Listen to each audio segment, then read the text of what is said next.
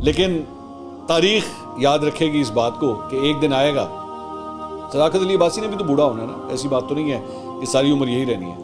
और जब इंसान बूढ़ा होता है ना, तो बुढ़ापे के साथ साथ एक चीज़ और होती है, डर निकल जाता है, खौफ निकल जाता है, और फिर इंसान वो चीज़ें जो पहले कभी नहीं बोलता वो बोलना शुरू कर देता है कि सदाकत अली अब्बासी इतने हफ्ते कहाँ थे। इस पूरे इंटरव्यू के दौरान 10:43 पे, मैं आपको टाइम भी बता रहा हूँ, 10:43, मैं इतने गौर से इंटरव्यू देख रहा था कि 10:43 के ऊपर इस स्टूडियो के अंदर किसी के खांसने की भी आवाज़ आई। वो एंकर भी नहीं थे, वो सदाकत अली अब्बासी भी नहीं थे। कैमरामैन हो सकते हैं, लेकिन जितना मेरा एक्सपीरियंस है, कैमरामैनों को इतनी आदत होती है, वो इतने प्रोफेशनल होते हैं, उनको इतनी प्रैक्टिस होती है कि उनको भी पता होता है कि जब रिकॉर्डिंग हो रही हो तो ना खांसना है और ना छींकना है। तो गालबन शायद हो सकता है, मैं आई एम नॉट श्योर, कि हो सकता है स्टूडियो के अंदर कोई ऐसा शख्स बैठा हो जिसको इन आदाब के बारे में पता ना हो कि जब रिकॉर्डिंग हो रही होती है तो अपनी खांसी पे और अपनी छींक पे कंट्रोल करते हैं। 10:43 के ऊपर वो खांसी भी ऑन एयर गई है। लेकिन कब तक ये सिलसिला चलेगा?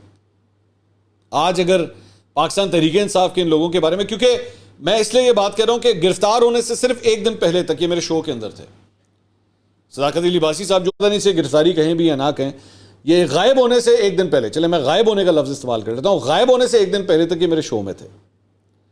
और उस पूरे शो के अंदर ये सिर्फ और सिर्फ इमरान खान साहब को डिफेंड कर रहे थे, ये सिर्फ और सिर्फ पीटीआई को डिफेंड कर रहे थे। मैं खुद पाकिस्तान तहरीक इंसाफ का बहुत बड़ा नाकिद हूं, इमरान खान साहब का बहुत बड़ा नाकिद हूं, लेकिन जहां पे दिल और दिमाग ना मान रहा हो, माजरत के साथ, मैं उसमें हाँ में हाँ नहीं मिला सकता।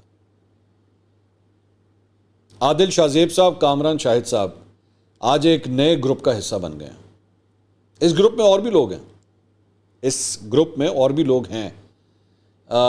कुछ पहले से पता चल गए थे, कुछ वक्त के साथ साथ पता लग रहे हैं। मैं शायद कोशिश भी कर लूं तो इस ग्रुप का हिस्सा नहीं बन सकूंगा। बहुत से, मुझे एक्चुअली ये जब से 2 इंटरव्यूज ऑन एयर हुए हैं, बहुत से लोगों ने मुझे फ़ोन करके मुझसे सवाल किया कि अगर आपके पास ये इंटरव्यू आता तो आप करते।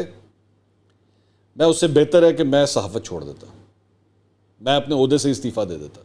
ये काम नहीं होगा, ये काम नहीं हो सकता।